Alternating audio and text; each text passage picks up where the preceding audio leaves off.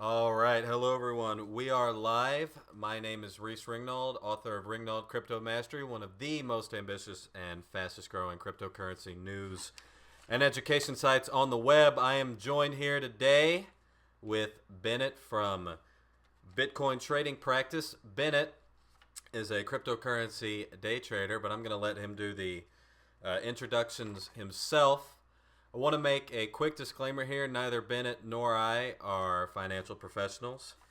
Everything we say here is our own biased opinion, and you obviously have to make your own decisions. So, Bennett, I'm going to kick the screen over to you here. So, tell us a little bit about yourself, how you got into trading, and just kind of where you come from. Yeah, so about 6 years ago, I started with stocks. I invested in some stocks such as Best Buy, Amazon, and Tesla. And I know all fantastic stocks today, but unfortunately, I did sell them about I think like 4 years ago. So I'm regretting that. But the good news is then I went to forex trading, which for those who don't know, forex it's cross currency trading. So trading like the USD JPY, trading the Euro USD, and so on. And then about a year ago, I heard about this crazy volatile world of cryptocurrencies. Yes, yes, it is You quite the know, volatile world. and Absolutely. I came from currencies, so I said, oh, I'll just take a look at this. I made an account, and then as most crypto traders unfortunately do, stayed up for a large portion of the night and began my crypto trading. Okay, so we talked about this a little bit before we started recording, but obviously, I think that the best way to I'm going to put myself back up full screen here. The best way to think about, I guess, cryptocurrency traders as a demographic is you have your beginners, some of your guys who are, more, I'd say intermediate. They're there, but they're not like experts or definitely not doing it for a living. And then you have people who are actively trading on the forex markets, on the stock market, and on the crypto markets for a full time profession. So of those three categories, where are you, and where do you think that your information, like who is best suited for what you do? The types of what I try to do on my channel is I try to tailor strategies to all different kinds of skill levels. I have some videos that are more like catch all be all, and that's for beginners, such as my RSI Bollinger Band, MFI MACD, MFI Heikin-Ashi. Those kinds of videos are pretty easy to follow. The theory isn't too tough. But then I have other videos like looking at margin interest rates and deciding what future sentiment might be, and that's going to get a little bit tougher, and that's going to be probably for the more advanced trader. And then right in the middle, I've got more. I don't know if I'd call this the middle, but Elliott wave theory, Fibonacci's volume profile, order flow, which is like middle trader, like advanced trader, all the way up to like expert. But I try to really run the gamut to try to get that whole trading crowd. Right. So just for the viewers to know, you have, and we've talked about this before, but you've got a YouTube, a Patreon, and your own website. Is that correct? That is correct. And are you incorporated? Do you have an LLC or? No, I. This is very unofficial at this point. I'm not. I do not have an LLC now. Okay. Awesome. So yeah, I guess we'll just dive right in here. So you started cryptocurrency trading back when? About you Yeah, said, so I started around actually just about a year ago, which was April. and you were in the forex market before that. Yeah, You yeah. did you And trade a specific currency pair or?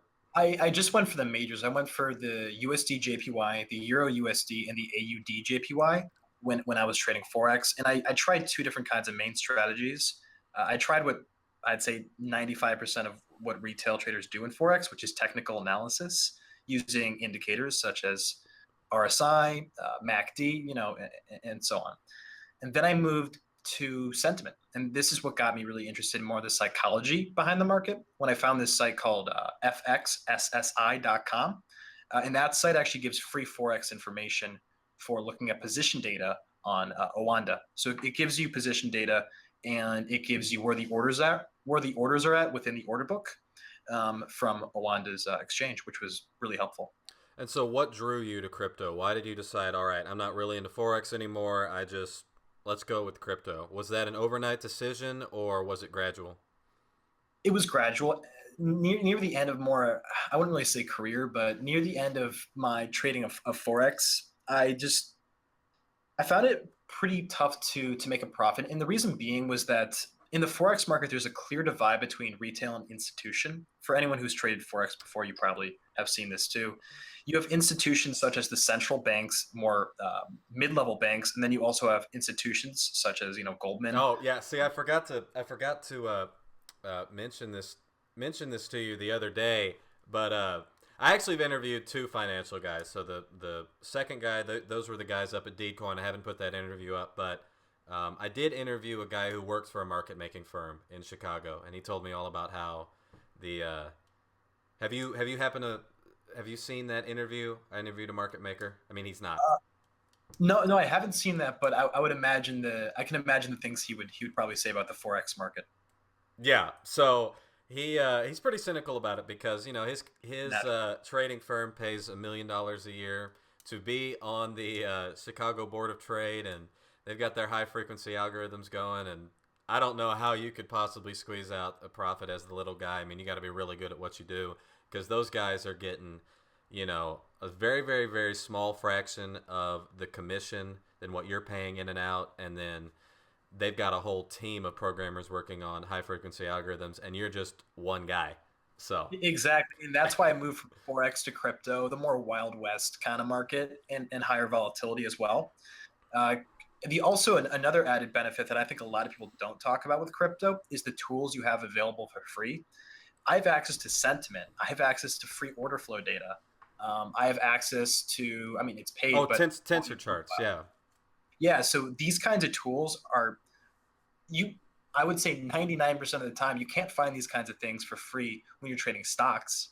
I mean, people. That's I true. don't think any exchange is going to give you full sentiment data and position data with that. So that is a big draw to crypto. Yeah. Okay, so you focused on the trading side of things, so we're going to stick to that. Give us some foundations of what strategies you personally use, and then obviously you're going to. I'm imagining that the strategies that you use are somewhat different than what you'd advise a beginner. So let's break this down into two parts. Number one, what strategies do you use and why? And then what strategies should someone who, let's say, similar to you, works in the stock market, or maybe he's already a stock trader, he does it for fun. How can they dip their toes into crypto? Yeah. And How can before you answer, I do want to say this to everyone. Just like Bennett said, cryptocurrency, including Bitcoin, the largest one, extremely volatile. As in, if you don't have the patience and skill, you're going to get your shirt handed to you. I think Bennett can back that up. But anyways, let's continue with that disclaimer. Yeah. So actually, to go right into that, to segue before the first two, three tips that I would have for beginners before they trade. Number one, risk management, just as you had said. I would say the number one mistake that I made when I was starting out, and the number one mistake that most beginners make, is not knowing how to manage the risk. And this is really active in the whole hodl thing where, you buy something, it goes down, it moves against you, and then you're, hodl gang kind of Right. And so for that the kind of. people who don't know what that means, tell us what hodl is. You gotta describe what does Yeah, so hodl mean? it was a misspelling in the cryptoverse a long time ago, and now it got acronymed to holding on for dear life. So Right. Right. for just a Hodling. basic definition, it's when you buy something that turns against you and you're trapped in that position because you just don't want to take a loss, and you are an investor now, not a trader. So that's hodling right there. So that's the number one thing probably not to do. That's the not do. Right. That's the That's the not absolute. to. Yeah. So That's the not risk do. management is just so important, and it might sound like not the best idea, but stop losses are really necessary. Just because crypto and Bitcoin is very volatile, you might say, "Hey, wait, stop losses are going to get hit all the time." Not exactly. If you know how to place your stop losses and know where, if you're going long, if you know where many buy orders are located, then you can put your stop loss right below many buy orders, and you'll probably be just fine. But always place a stop loss. I think that's got to be like number one for managing risk. Right. So do you consider yourself a I mean, because most of the videos that I do on the markets are technical analysis. Now, are you a technical analysis guy yourself, or? I'm I'm both, man. I do technical analysis and I do sentiment, but basically what I'm using these together is to try to gauge the psychology of the market. And both technical analysis is going to give you that in some ways. And then also sentiment analysis is actually giving you direct information about what other people are doing. And that's how I can make my profits. But now to answer your original question, after I just shot off one of those tips, what do I use? Well, I use really three different methods of trading, all into one method. So I use Fibonacci's and price action. So what I mean by that is looking at three kinds of Fibonacci's. I use Fibonacci retracements, I use Fibonacci extensions, and I use Fibonacci projections. For those who might not know what that last one is, that involves Elliott wave theory. So that's when you measure, let's say the market moves up after a downtrend, and you would measure that as wave A or wave one. And then you could measure other waves relative to that original wave and make your profit calculations or even entry calculations based off that. And then the other strategy that I use to blend that technical analysis with sentiment is I use volume, which is just historical volume and volume by price, also known as the volume profile. I use sentiment from Bitfinex, and that's going to show me the mood or the emotion of the retail traders in the market. Then I also use order flow. And order flow just shows me the distribution of volume within each candlestick. And it also shows me when we're coming into a period of high demand or when we're coming into a period of a high supply. All right, so So two things on that. I apologize for interrupting you, but all right, number one, about how long did it take you to learn these things, like where you're at now? I'm not trying to say that you've arrived. I imagine there's got to be uh, more to learn, but how long did it take you to be proficient at those things? And then what are the of those things? So we've got the you like to use Fibonacci's and price actions, including retracements, extensions, and projections. You also like to incorporate that with the volume by price, which is the volume profile or market profile. I've also heard it called, as well as order flow. Now that's a lot. I hate to say, but that's a lot. So of those things, what's the highest priority, and what's the number one thing that someone could learn of those things? yeah, good question. So if you're a beginner or if you're just curious of how to do that, I would say the number one method there, and also the simplest, would be incorporating Fibonacci's and price action. So let me go a little bit deeper into just what I mean by price action because that's a very broad term. Um, I think we have to assume that someone who's watching this interview is going to be familiar with probably at least what candlesticks are. I can't yeah. guarantee that, but we're going to have to Well, assume that the audience here has looked at a price chart before. Like they know yeah. what's happening on the chart. You're right. Um, This is not the hey guys, let's boot up the chart. I actually have a technical analysis series where I say this is an OHLC bar. We're going to assume you know what an OHLC bar is, so yeah. So I would say going off that, the main price action that I use, candlestick patterns are great, but that's not my main. And chart patterns are great as well, but it's support and resistance. And this is just textbook, honestly. And I've found that in crypto, support and resistance work pretty well. There are just two ways that I use support and resistance, and that's all you need to know. One is the respect of support and resistance. So if you see that a resistance level has been formed, price can't tries to go up, goes back down, tries to go up again, and then suddenly you get high momentum and high volume as price goes above. That's a pretty good sign that the market's just going to continue moving upward because it's disrespecting that resistance level. okay, now call me crazy here with Bitcoin, but $10,000 is a big area. That's the resistance right there at $10,000, right? Am I right? Ten thousand Well, dollars even. That's I'm that's the have level to right look at there. the chart, but round levels typically have a lot of orders at them. I've So heard that. Yeah, for that sure. would be a major level of resistance. Yep. But yeah, so that's really the one way. But then I would say the main way that I use support and resistance is in a trend. So as many traders probably know, technical analysis 101, previous resistance will become future support in an uptrend. I think that this detail is really overlooked by many traders. I usually I draw my Fibonacci's like everyone else does, for retracements to try to find them. But the decision of which Fibonacci to use comes down to market momentum, of course. But the main thing it comes down to is where the previous resistance level was. If I Okay, want to so buy, I wanna back up on that. It comes the which Fibonacci to use because this is the question that I've actually had in my own head because You've seen me. I've been using Fibonacci's, and you said it comes down to momentum, of course. Dive into that for a second. Yeah, Let's sure. crack No that open. problem. So typically you'll see three different kinds of tiers of market, tiers of trends. And this is both going to hold for an uptrend and also for a downtrend. You have a weak, you have more of a normal, and you have a strong trend. In a very strong trend, typically a strong trend is going to be a breakout. In a strong trend, you would expect a 38.2 retracement. That's typically what's going to happen because the buyers are clearly in control. The amount of demand that's keeping price afloat with all those bids, you're probably not going to get down to that 61.8. But then if we have more of a normal market, and when I say normal and when I say strong and weak, what I'm talking about is the amount of pullback within the trend. Now, you've been looking at the Bitcoin charts recently, as have I, and I imagine much of the audience here does the same thing. We've been bouncing back between that 8,500 and 10K level here for about the past week, I would say. I mean, I'd say it'd be about a week. I'm between 8,500 and 10K. Now, if you ask me, that's a non-trending market. Am I correct on this analysis here? We're whipsawing or we're consolidating at this very moment. Like if you were to, what is today? Today's March 12th. If you were to open up your Bitcoin chart, you're going to see whipsaw. You're going to see consolidation, not a really strong trend. Well, the hard part is there's many different, I call them market stages. And the market stage is just either an uptrend, consolidation, or downtrend. There are many minor market stages and major market stages all around. On the daily, it's going to look very different than the 5 minute.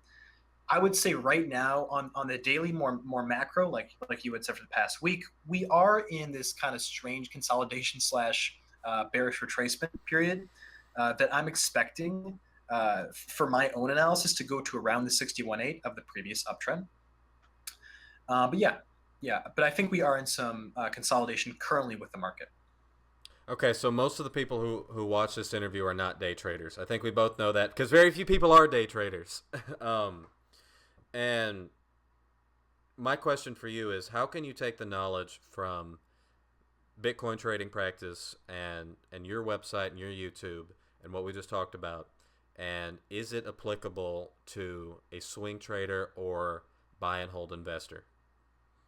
Absolutely. I'm assuming you're still talking about crypto. You're not talking about Where other. this is the crypto mastery channel here. Yes, yes. Okay, because I thought you were going to use that question to like, hey, for other instruments. But for No. crypto, yeah, swing trading is actually I scalp and I do swing trading. I do really a mix of both. I've been doing a lot more swing trading By the way, recently. swing trading just means like you're not in and out within like an hour. As far as I know, like scalping is in and out like maybe an hour, 2 hours. Swing trading is like a day or 2 days. Yeah, swing trading typically includes looking at the 1 hour time frame, so that each candlestick is going to represent 1 hour of trading. And yeah, it's whenever I advise, a beginner who's just getting in the market, I always say, don't try to scalp first. That's what a lot of traders want to do because they want that quick action. They want that quick volatility of altcoins. And then what happens? They get trapped Yeah. and they're hodling. I'm something of a gambling addict myself, man. I played poker since I was like 11 years old, and believe me, I used to play poker as well. I actually came from poker, and that's how I played poker at the same time I was trading forex. And then Man, I gotta tell you, I don't know how much. So I don't know how much of the crypto world comes from poker because I've heard it all over the place. Now I don't really play a lot of poker anymore, but um, God, it's got to be a huge percentage. oh, Not I of mean the. the high volatility, the quick action. I mean, it makes sense. But yeah, some poker topics are applicable to trading, especially like risk reward. That's something that I use in every trade, and it's helped me a lot. And risk reward, if you've ever played poker, I mean, that's really the decision behind every decision is going to be looking at your risk and then looking at your reward as well. Okay, now just to be clear, now obviously you're a mentor, you're offering training, things like that, but you do trade for a living, correct? Or do you have a job and then you do this? Uh, no, currently I'm a part-time student, so I'm studying, but I'm also trading, and I'm also making these videos, and I'm just managing all that together currently. Yeah. And you are, how often do you trade per, like on average in a given day? How often do I trade? I would say like one trade a day on average. I mean, some days I'm just not even going to trade, and some days I am going to trade. The reason behind why I will trade or why I won't trade is what I do is I draw. I can even draw in here. I draw something called a confluence box. So what a confluence box is it's going to include overlapping Fibonacci's. It's going to include previous support resistance. It's going to include, for those who know volume profile, HVNs. That's what's going to be in my confluence box. And then I set an alert for all coins that enter that box. So if the market's moving downward, and I know that a lot of Fibonacci values are located around, I would say like 2% range, right, within this box, then that's going to be my trigger to, hey, I might want to buy. And then I can look for a place to put my stop loss, a place to put my target. I set my limit order, and that is the methodology What's the behind idea it. behind a confluence box, and how can a beginning trader apply it Yeah, to his or her trading? it's not too hard. It's also nothing original. You can watch a lot of forex videos as well, and this is where I learned it from using forex. What it does is it finds a high probability reversal zone, and what you're doing is you're trading into that high probability reversal zone to try to get two things. One, obviously, a reversal so you can buy and then make money. Two, good risk reward. Risk reward, again, going back to my original point on risk management, is key. If you Which, look at which, by the way, I'm going to interrupt Bennett here. This is the reason why we like volatility in the market, because if you're pumping in, now I don't know Bennett's politics, but obviously I'm a pretty libertarian guy. When you pump in trillions and trillions and trillions of dollars into the stock market so that there's never any volatility, there's practically been none since 2009. That's not a good thing. Volatility is not your enemy. You can't make money if the market never goes down. Well, I mean, you can, but you get what I'm saying. Go ahead. Go ahead. yeah. So with the confluence box, like I said, it offers two things: high probability reversal and then risk reward. But behind every trade, just like in poker, behind every better check, behind every trade, you need to analyze your risk reward. And if you don't do that, then that's probably not the greatest way to trade, because then you're not really knowing what you're getting into. And then one question I also ask myself when I'm about to take a trade or choosing not to take a trade is I look at where price is relative to important support and resistance zones. And if price is at a local or a major resistance area, the risk reward's probably not going to be fantastic. Your risk, you're probably going to have to put your stop loss below support. That's just textbook stuff. But your reward might not be too much higher. You could just use a Fibonacci extension to try to get that reward, 161.8% upward. But your risk reward ratio is not going to be great. With the altcoin trades that I'm in, and one that I actually just got into, I have a 6-to-1 risk reward. I know that sounds absurd, but the way that I trade altcoins is with those really high risk rewards, so that I take a few losses, but then also when I do make a profit, it's going to be a very large profit. But yeah, so that's really the main way how I trade. Okay, so we've talked about altcoins, and for if you don't happen to know what that means every single coin that's not Bitcoin. Now, when Bennett and I talk about it, we're not typically talking about Ethereum and Litecoin. I imagine. Now, we could be. We could be. Usually, when people say altcoin, they mean like Verge, Neo, Dash, Monero. They don't really mean Ethereum necessarily. Although Ethereum obviously is an altcoin. So you said you make anywhere between 1 to 2 trades a day if the market's doing well. What percentage of those are not Bitcoin? What percentage of your trades are altcoins? Why do you trade altcoins? Where do you trade altcoins? And how could someone learn how to trade altcoins? Okay, four questions there. I'm going to try to knock them all I down. think they all. I think they all work together. I Okay. think they all work together. So I use two accounts. I use GDAX and I use Poloniex. I use GDAX for their limit orders of no fees, which are fantastic. And then I use Poloniex, which is my exchange for trading altcoins using Bitcoin. And of course, I'm not sponsored by either of these exchanges. I'm just saying that I've used them and that I've liked them. Well, we're both out to make money, so that's why we're doing it. Yeah, But exactly. yeah. That's why I use those exchanges for how I'd recommend a beginner to trade altcoins. I would say there are many methods in the market, but again, it all just comes back down to I'm repeating myself here, but risk management. And any strategy actually, almost all strategies can work if you apply proper risk management. RSI Bollinger Bands could work if you know how to manage your risk and know when to buy in and know why you're doing so. Yeah, that will work. uh, Fibonacci is the way that I trade. It could work as well if you do that, as long as you have good risk reward. All right. So if a guy is working a 9 to 5, and he's got a little bit of extra cash, but not a ton. We're gonna take probably the average guy who watches, let's say, this interview. He's probably about 25, some money, but not a ton. Probably doesn't have a wife and a mortgage. Although some people who watch my channel are on the older side, and I think Bennett's channel as well. Do you recommend someone who could only maybe spare $500, a grand, 2 grand? Should they get into trading cryptocurrency? Your capital really does not matter. If you trade with $100 versus trading with 10K, there only will be two differences, one minor and one more major. The major difference is going to be in here. Trading with 10K versus trading with $100. With $100, I would say the majority of people wouldn't be terrified. Now even that. I'm doing better than $100, so hopefully someone can do better than $100. Then, but go, yeah.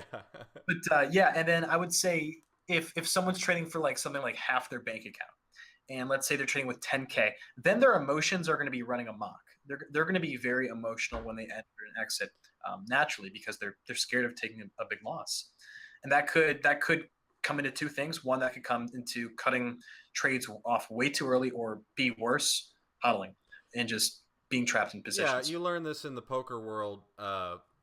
You don't learn just how vicious like six max. I don't know if you played six max, but I did, yeah. okay. So you know, oh, I'm getting into poker. The point is that you should never put very much money percentage wise of the money that you have into poker, because you're just gonna, no matter how good you are, you're gonna lose a lot of money sometimes and then make a lot of money, but the swings are huge. Now let me ask you this: in terms of if someone wants to put cryptocurrency as a part of their 401k, as their retirement package, or as a Okay. long-term investment, do you think that that's feasible right now? And if so, why? And if not, why? Okay. Would you put it as part of your retirement plan? Again, two things. It's all depending on how much risk you want to take. You could take a very if you're planning your 401k, you could just take bonds. You could just go government issue bonds that are guaranteed payout. I mean, the percent rate that you get back is not fantastic. Or you could go on the extreme side. You could invest into Bitcoin. Um, I would say I can't really say do it or don't do it. It really just depends on how much risk you want to take. But one thing that I will caution viewers who are watching and who might be managing their 401k or looking for options is definitely, whatever you do not just listen to or read something on the internet and then just immediately buy something. I've heard a lot of people doing this with signal groups, pump and dumps, or maybe they just Yeah. heard some YouTubers say, "Hey, Neo looks great right now, buy it." Hey And then Bennett, they have you ever invest heard a of bunch something out called there. BitConnect? Have you ever? Yeah, BitConnect became a meme because it was a Ponzi scheme. It was promising, for those who don't know, it was just a service that was promising a 1% return per day. Yeah, And yeah. people believed it because crypto is very volatile. They were saying, hey, yeah, these guys are probably expert traders, use HFTs, and they know what they're doing. No, And, it was a 17-year-old in his freaking parents' apartment saying, "Please go buy BitConnect," and then he made like $1 million in affiliate fees. that's It's a- terrible, disgusting. Yeah. oh Um, but God. but but as we had just touched on, it's tempting, and I completely understand those who are managing large funds and want to make a lot of money quickly. It's human. It's natural, especially with your 401k. You want to be ensured that you have safety in the future. But do your own analysis for sure. And if you don't want to do your own analysis, then you could go the route of consulting a financial professional, and you could go that route, and they'll probably help you manage your risk, and they'll But probably then spread you your risk. have to pay them. You Then will have you to pay have to a send. fee, Yeah. but yeah. So that's my long-winded answer. The last part of that answer is I think it would be a pretty terrible idea to invest everything in crypto. That seems putting all your eggs in one basket's probably not the greatest. You'd want to diversify between bonds, potentially mutual funds, stocks, maybe a little bit of high risk instruments like Yeah, cryptocurrency. what I've been telling people is that if you're more of a risk on personality and you're not in any significant amount of debt, What's wrong with putting 2-3% in Bitcoin? I mean, it's not going anywhere. I think you and I both think the same way. Bitcoin's not going anywhere. Blockchain's not. It's not going anywhere. It's just don't. Well, yeah, but Well, I am a probability guy. All the trades I make are probability, and there's a high probability that Bitcoin and especially blockchain is here to stay. It's not 100% though, and there always is a chance that Bitcoin could just do that and just fall apart. That is incredibly. I can't really see too many ways of how that could happen because even if the U.S. did come out very aggressively to try to regulate it, or if our president made some remarks saying that he wants to manage this, that would probably be bad. But it wouldn't kill cryptocurrencies. That wouldn't. and that leads me to another question. You're a day trader. You like to look at sentiment analysis, and Yep. I'm gonna pull back my notes here. You like to combine Fibonacci's price actions with the Fibonacci retracements, Fibonacci extensions, Fibonacci projections. That's a lot of Fibonacci. Yeah. The volume, the volume by price and time, as well as order flow. Now, I think the question here is, and what I try to tell my viewers is, here's the prediction that I'm making for the next 48 to 72 hours. But if a headline comes out of South Korea that says one thing or the other, I can't foresee that in the chart. And so my question for you is, do you think that news, like for example, a few months ago, you were following it just like I was, South Korea did a complete 180. They went from signaling we're going to shut down these exchanges, and they even raided one of their largest exchanges headquarters. And then they turned around and said, "Oh, actually, the top 6 exchanges in South Korea are going to host their own cryptocurrency exchanges." And what was it? The second largest bank in South Korea. It wasn't. I think it's Shinhan Bank, or it was the second bank, is going to host a cryptocurrency exchange. So they did a complete 180, and you were there as well. How can you factor that into charting? I kind of find it hard to believe that you can see that on a chart. Yeah, so fundamental analysis, such as looking at the news, it is tough because it doesn't operate in the same way as stocks did. Because looking at earnings reports for stocks can be an absolutely viable way to trade. Right. In crypto, though, it's and going to be a little bit different. real fast here, you can get, if you are I do get some viewers here, and I think Bennett does as well, that are a little bit on the younger side, like 16 to 20. Every ETF and stock issues something called a prospectus, and a prospectus is just a financial report, cash inflows, cash outflows, revenues, gross profit, things like that. You don't get that for Bitcoin. That's what we're saying. Yeah, I mean, the best you have is hash rate, transactions, transaction fees, mining rate. I mean, that's what the data you can get. But the correlation between those kinds of fundamentals and actual price movements aren't really proven to be fantastic. But more on the news, whenever a large news headline comes out, I don't trade the news. I trade the sentiment. I trade the reaction to the news because the news itself, as strange as it sounds, isn't important. Don't trade the news. Trade the reaction. That's Trade it. the reaction because what you're doing is you're trading. If you just trade the news, one issue. I'm not saying this always happens, but you could do what everyone else is doing, or even worse, has already done. That's pretty bad. If you buy after everyone else buys, you're buying at a market top. Sell after everyone else sells, you're selling at a market bottom. I think there's a little bit of a saying in the stock market, something along those lines, like buy the rumor, sell the news, Yeah, something like that. exactly. Yeah. And I would say the same thing holds for crypto. And that's why I look at order flow, and especially looking at sentiment, which is looking at the emotions of the market. Sentiment, for those who don't know, is looking at the margin long and margin short positions on Bitfinex. So that's going to show me really the more risk heavy traders. I don't want to say gamblers, but the traders who want to take on high margin and buy and sell. Typically, a lot of people will buy at a market top and sell at a market bottom. So you can use that to trade against them. All right, so I'm gonna butt in here with a little bit, just for people who don't know. Bitfinex is the largest Bitcoin exchange, I guess you'd say exchange. I mean, most people buy on Coinbase, but Bitfinex is the world's largest Bitcoin exchange. And what Bennett here is saying is that he's looking at the gross number of longs and the gross number of shorts. So how many people are betting on Bitcoin and how many people are betting against Bitcoin, and he's extrapolating that out as sentiment. Well, correct me if I'm wrong there, but that's at least how I understand it.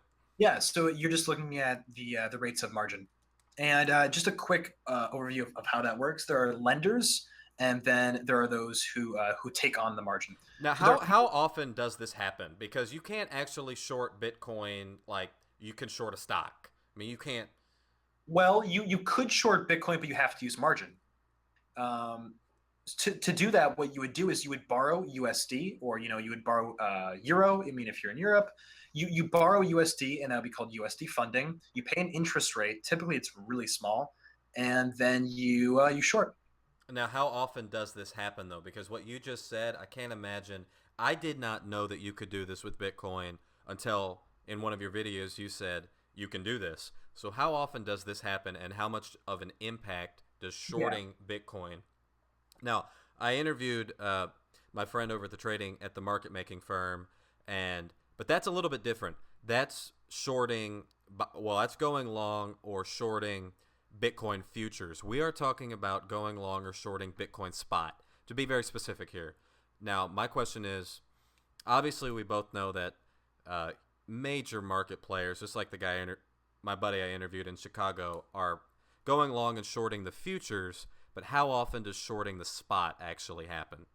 The good news, you can actually see just how much is happening at Bitfinex by looking, like you had said, at the gross number of longs, looking at the gross number of shorts. There are a lot of ways you can get this info if you're interested. You can get it. I have some videos on this, but you can get it through TradingView as like an overlay under your chart. You can also get it at datamish.com, You can datamish.com. you can overlay the gross number Yep. of shorts and longs on TradingView. Yeah, and I do that all the time just to look at spikes for market bottoms and market tops. God, that's what. See, I didn't. You're not. We're not talking about volume. We're talking No, about. no, no, no. I'm talking about actual raw sentiment of margin positions. I pay. See, the thing, I didn't know you could do that because I pay for a pro plan on TradingView. I gotta. That's just my mind is blown. It's actually free for those who don't have plans. It's free to use sentiment. You just have to type in BFXLS 100 and in BFXLS. yes. So Bitfinex long short 100, and it will give you four things. It will give you gross long, long percent, gross shorts, and then short percent. So it gives you both percents and also the raw numbers as well. God, that's Yeah. wild. That's wild. Now, how this is the reason that you do this. First off, what kind of time frame are you usually looking at this data? You can use this data on any time frame. You can use this on the 1 minute, on the 5 minute, on the 1 hour, the 1 day. It's gonna conform to your time frame. Personally, how I typically use sentiment is on the 1 hour, and I like to see what occurs once the market breaks out above a significant resistance line, or when the market approaches support, especially when it approaches support or approaches resistance. For example, if I see price approaching support and I just see margin longs just fall apart, everyone has sold, then I'm going to say to myself, guess what? Everyone has already sold at support here. This is looking like actually a pretty good spot to buy with high risk reward. And then you buy there and you see that price goes back up. Yeah, see, that's really funny. So for the people watching this on Bennett's channel or my channel, Bennett, see, I've watched all of his stuff. So Bennett recommends that you always go the opposite of the herd. He's a contrarian. As far as I know, I mean, those are verbatim what you said, but maybe you Not did. always, but yeah, typically you want to go the opposite of the herd. And you might be wondering, your next question is, okay, when do we go opposite of the herd? When do we not? Yeah. Well, simple. I actually have a relatively simple answer to that. In an established trend, you do not want to be doing what everyone is doing, and I'm talking retail positions. If if you see that retail long sentiment is just spiking like crazy and price is still going upward, that's not a great sign because that's showing you that many retail traders are catching on to the trend. And so on that note, when you saw the market go up, when you saw Bitcoin go up to 20,000, did you have an inclination somewhere around that time this might reverse? Well, what I had actually seen was if you had plotted a Fibonacci extension, 19,915 was projected for the 1.618 off of a major retracement. So that was like one indicator that I use. Fibonacci's work very, very well, and that's why I use them actually as my main indicators, Fibonacci's. But to your question, sentiment's not always clear. So I like to pair it with other indicators like TA, like price action and such. But I think from what I remember, because 20K was a long time ago, it seems like eons ago, honestly. Yeah, well, the crypto market goes fast. Just for people listening, It, it, 20K was like a couple months ago. It wasn't exactly like an eon ago. It was like, it feels like it. But yeah, I yeah. think I remember longs spiking around that level or near that level, and also shorts falling. Uh, when shorts are falling and longs are spiking, that represents a lot of buy volume because shorts falling means they're buying because to get out of their positions. Longs increasing shows they're buying because they're getting into positions. Now, I do want to say it's not every time that you want to be a contrarian. There are situations where you don't. One would be the transition from consolidation into an uptrend or from consolidation into a downtrend. If you see that the market's not moving anywhere, and then you see price move above that in a breakout, and you see long sentiment actually increase, Slow that's down. Let's repeat that. Slow down and make so sure that. if you see consolidation, so the market's moving sideways, and then you see price break resistance. When that happens, typically you're going to see long sentiment increase and jump. That's actually a sign you want to buy. Okay. Yeah. Okay. Yeah. And the reason being is that is the origin, that is the beginning of the uptrend. And the second reason being is that for a breakout to occur and to be successful, it needs enough fuel, quote unquote, volume and buying occurring at the point of breakout for it to go higher. And if it doesn't have a lot of buying, it might just falter right back into consolidation. Now, when you're doing your trading, are you usually looking to wait and trade a breakout, or do you use something? When do you time your trades? Well, I would say most of my trades are actually trading off Elliott waves and Fibonacci's, but I do trade breakouts because breakouts do offer really good risk reward for those who know. Typically, I like to put my stop loss in the midpoint of consolidation, and then I buy and then put my reward much higher, probably around like a 3 to 4 to 1 risk reward. With a breakout, I like to buy at a retest. The reason I don't really love to use a market order to Could buy you in, explain? I apologize for interrupting. Could you explain what that means? You say you yeah, buy at a retest. If someone's looking at a chart, how can they identify, sure. hey, this is a retest? So retesting is actually pretty simple. When you see price break above resistance, typically you're going to see price fall back to the top level of resistance. The top tail of Right. previous. So, and just to give you an example, if you open up your Bitcoin charts right now, I don't know exactly. Do you know what Bitcoin is at this very moment? I haven't been checking now. I haven't checked for about a day, but in the past few days, Bitcoin has bounced between about 10K and 8,500. So, and 10K is a good level to put this at. I think what Bennett's saying, and what I'll try and confirm here the right way, is that let's say that Bitcoin breaks out above 10K, which has happened a couple times in the past few weeks. It's always returned back to 10K or lower. And so that would be a retest, if I'm getting this correct here. That is a retest of that 10K level, which is obviously a very important level psychologically for Bitcoin. Yeah. And one more thing about breakout dynamics. Typically, the longer price consolidates and moves sideways, the stronger the breakout's going to be. So when you get just a short period of consolidation, then an up move, that might happen. But if you see just a very long period of consolidation and then the market just bursts upward, that could be a very, very strong breakout. And that's just consolidation dynamics as well. Now, have you watched a guy on YouTube? His name is Trader of Futures. Does that name ring a bell for you? No, what does he do? Trades futures. He's a professional futures traders. He ran a hedge fund. At least he says he did. I don't know much more than that. But one thing that he said was that as Bitcoin, so I watched his videos as Bitcoin went through its crash from 20K. Just so if you're not familiar with Bitcoin, Bitcoin went up to $20,000 and then crashed down to 6,200 ish. And one of the things that I was advisor from Trader of Futures was that in order for Bitcoin to reverse, there had to be high volume as well as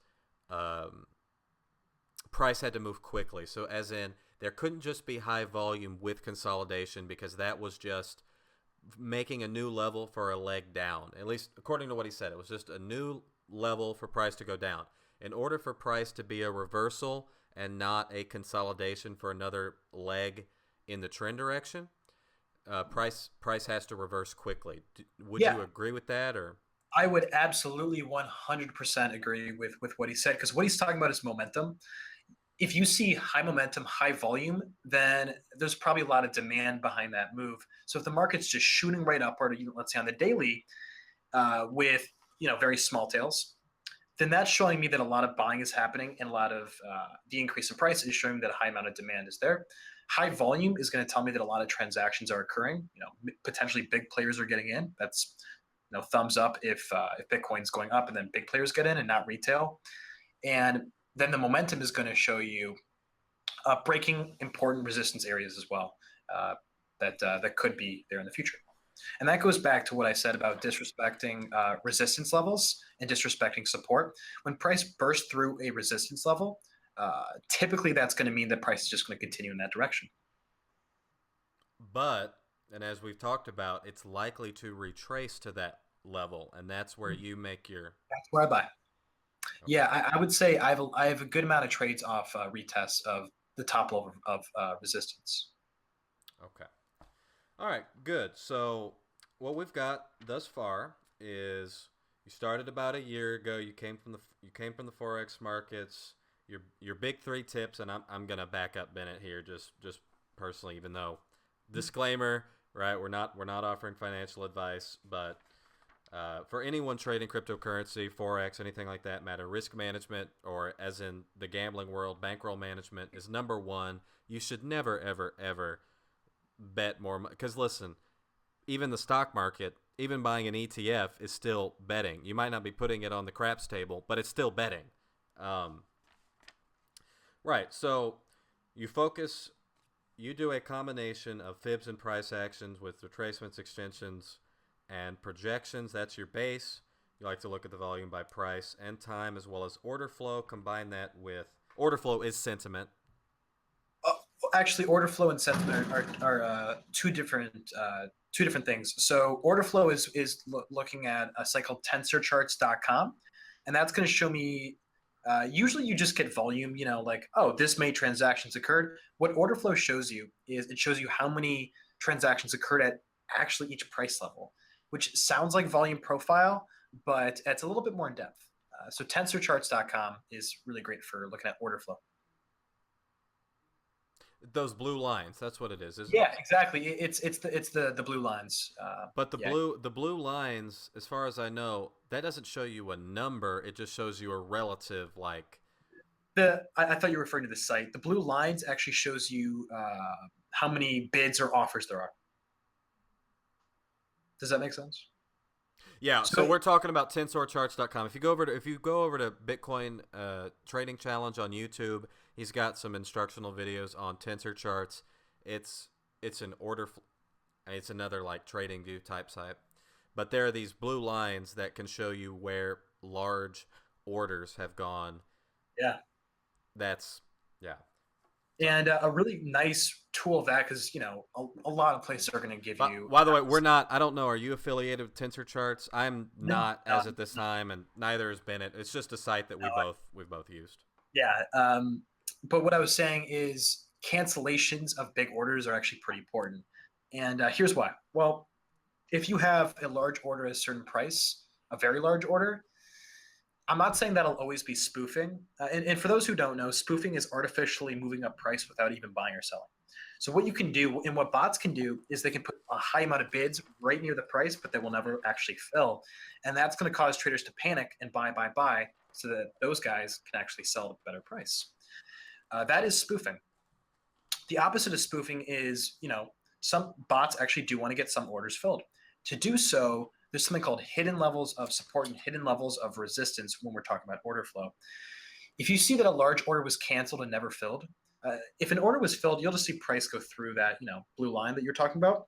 If an order was canceled, price never touches that area, and you can see that the blue line doesn't continue moving forward.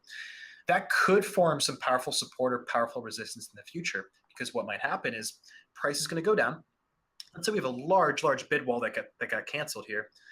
Price might go down, and the minute the price A begins bid to wall, I apologize for interrupting. For those who don't know, a bid wall is simply a large number of buy orders at a particular price. Yep. Yeah. So if we have that bid wall, below price and price begins to approach it, what might happen is you might see a massive bid wall pop up out of nowhere, and you might be like, "Whoa, where did that come from? I already sold. I already bought. I shouldn't have done that." And then what you're also going to see is that bid wall is going to actually move with price upward because of that high demand. The reason that that might occur is because of those hidden levels of support and resistance. And you might be thinking, well, why hide your levels of where you're going to buy and hide your levels of where you're going to sell? Well, here's why. If you have a lot of capital that you want to unload and you want to use a limit order because, low fees or no fees, you don't want to just advertise, hey, I'm selling at 10K. Right. If you do that with a large order, I'm going to do?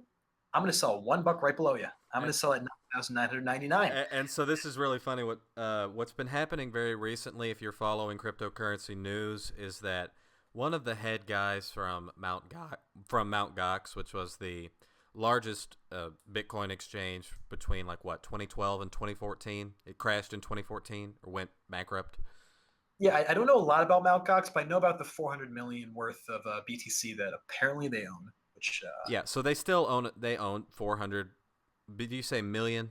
million worth of BTC. Yep. And they dumped it, or they dumped part of it. So price went down rapidly here recently. I think you read on that they were dumping their Bitcoin or. Yep. Yeah. So basically, imagine if you're one of those people from Mount Gox, which they're not good people, by the way. We don't like Mount Gox people. But if you've got $400 million worth of Bitcoin, you can't just sell it all at once. There's not enough people to buy it. So Even worse than that, if they were to use a market order for $400 million worth of Bitcoin, what would happen is if you use a market order with high volume, some really bad things can happen. If there aren't enough bids below price, you could actually be selling at a price that's like 50 or 60% lower than what you thought you were going to sell at, because a market order just goes to the next bid. Sells goes to the next bid. Sells go to the next bid. So if you sell with massive amounts and hundreds of millions, you just can't afford to use a market order because you're just going to be selling at actually like $10 and you're going to get that flash crash. God, What that they're happened. That did happen. By the way, that exact thing happened. It was just Yeah. a couple months ago. Like Bitcoin, or was it Ethereum, or was it Bitcoin? And the reason that happens is because a very large party is going to use a market order, and when they really shouldn't be. I mean, it's their choice, but do you want to be selling at $10 when price is at 10K? If you do, then use a large market order, and you'll be selling at $10, $100, and you're basically going to have no money. But hey, you're converting BTC to USD. I mean, if you are that desperate. Um, yeah, so typically what these guys do is use moving bid walls and moving order walls to try to offset some of their volume. Another strategy that they have is the hidden orders, as I had said. And then the third strategy is laddering.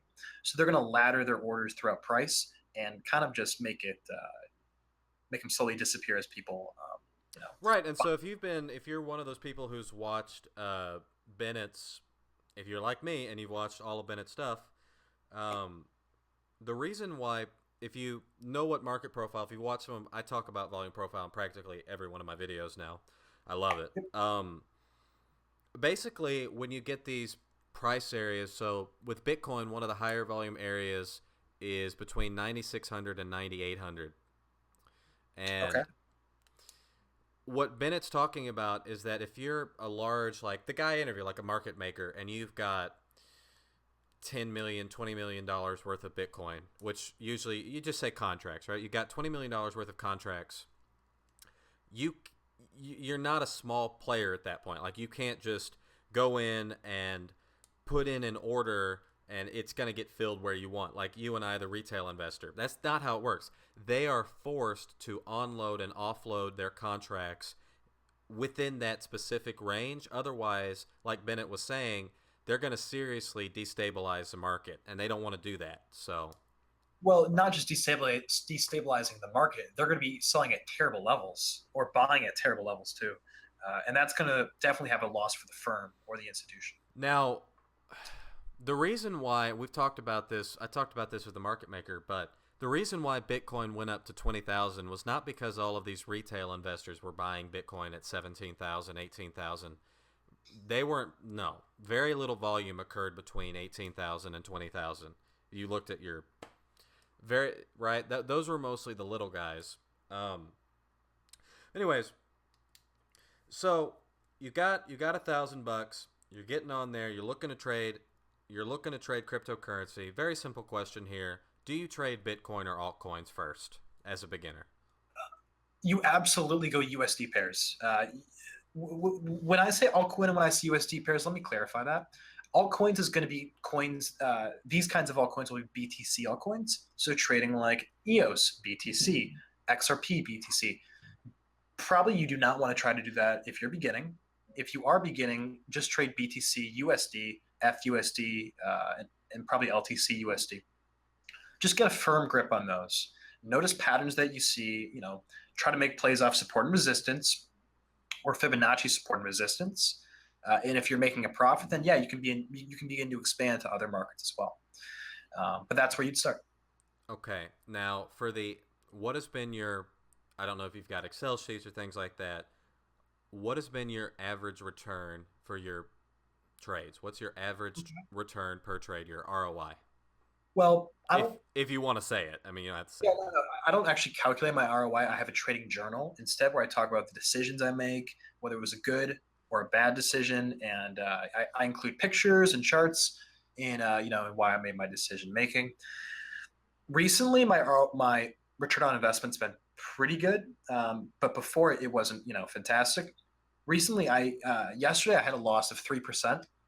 But then I had a trade on XEM BTC, the altcoin pair, for a gain of about 10.5%.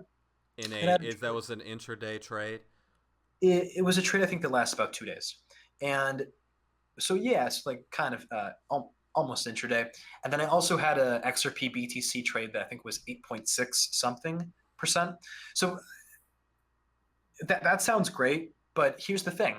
And every other trader too, you go through weeks of losing and you go through weeks of winning. And that's right called now, variance. That's in the gambling world. That's called variance, and it happens. So yeah, exactly. And more just you're confident in your trading. You're managing your risk. But before, I'd say like a month ago, I was in some losing trades. I will say that. And then I was like, oh my god, I lost blah blah blah. And then this month, I've already made that back, and it's really nice. But I would say, yeah. So for that, my ROA is kind of all over the place. It's going to change month to month based on how I'm trading. But yearly, I think now, if someone wants to, for example, track their ROI, could you just make an Excel sheet, put in your entry and exit price, and it would be incredibly easy to just do ROI with percents. Yeah, would not be hard. I bet you websites themselves do them as well if you just Google it too.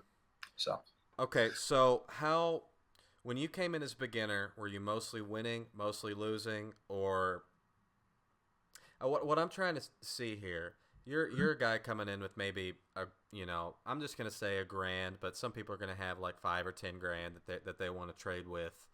I mean, what kind of return can they expect to make off the bat, and then how much, in your estimation, does knowledge and expertise, in terms of ROI percentage, like the bottom line, how much can knowledge, expertise actually improve your bottom line? Okay. Yeah, good question. Well, just one point to clarify. I started with about 100, and then I went to $1,000. I'm now trading with about $6,000. And I would recommend a trader who's beginning does that as well. Just tier up as you gain more. On your question, knowledge. Again, I'm gonna say 90% of trading is all in here. Not in the knowledge, but in emotions and in managing your risk and in managing your emotions, because you can have the greatest strategy of all time. You can show me that the return on investment is, plus 20% per trade, and that you're picking market bottoms and tops perfectly. And that's never going to happen, by the way. That's a no. But yeah, that'd probably be a warning sign already if you're back testing an indicator that tells you it's doing that. But more importantly, if you need to have two things. One, you need to know how it works and why it works. And then the other thing you need to know is yourself. You need to know your own emotions. You need to know how you react when you have a losing trade and when you have a winning trade. And then you need to take a step back and say, Am I getting into this trade because I just lost money in another trade and I want to cover that loss? A lot of traders do want to not end the day with a minus. But I will say the minute that you begin to get comfortable with ending the day with a minus when your stop loss gets hit, you shut down your computer and you're a-okay. You're not emotional.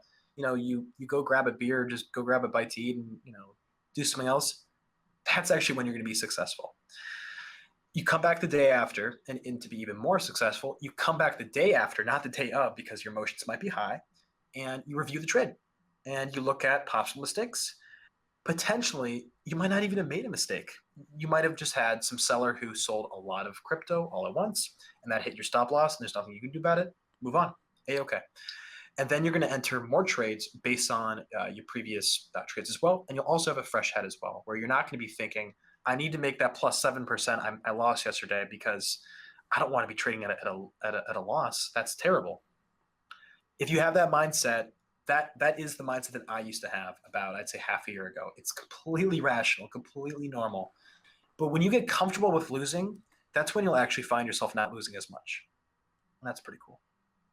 All right, so I do want to ask this. We've talked about that. The bottom line, 90% of your, and I totally agree with Bennett. 90% of your bottom line is your risk management and your emotions. So we'll say the other 10% is the technical, the strategies, and the right. Because you can have the best strategy in the world, but if you don't actually adhere to it, honestly, I don't know if Bennett agrees with this, but I would say, and I'm going to ask Bennett this. I would say that most consistent strategies can turn a profit. If they are consistent and logical, they probably can if you actually do it. See, that's the thing. You can have a strategy, but it's not a strategy if you don't execute. If you're not actually doing what's on, yeah. Yeah, I would agree. I would say, but then you might say, well, then why do 90% of traders lose money in the market? Here's why. The traders are going to be using a system that does work. It does moderately consistent profits. A-okay. Then one day they're going to buy an oversold reading or something, or EMA crossover, and the market's just going to tank 10%. They're going to freak out. They're not going to sell, but they're going to say, oh, it's okay. My indicator told me that the market's oversold. Hey, market's going to go back up. Let me just do something else. They come back. They're down 25. At this point, they're not willing to take a loss. It's gone. They're trapped. Now, are they following their plan and their strategy? No, not at all. They're So blindly following an you're not a indicator. hodler. No, You're not, not and the slightest. this is like a cryptocurrency, I guess, a faux pas. It's a faux pas for me to say don't blindly hodl, right? No, It's I'm not. I have nothing against people who want to hodl. I mean, your risk is your risk. Do whatever you want with your capital. I personally do not do it because I like to be in and out of positions to manage my risk. I don't love being in a position that's down 30% and just kind of hold it overnight because that's not really the key to consistent profits. Yeah.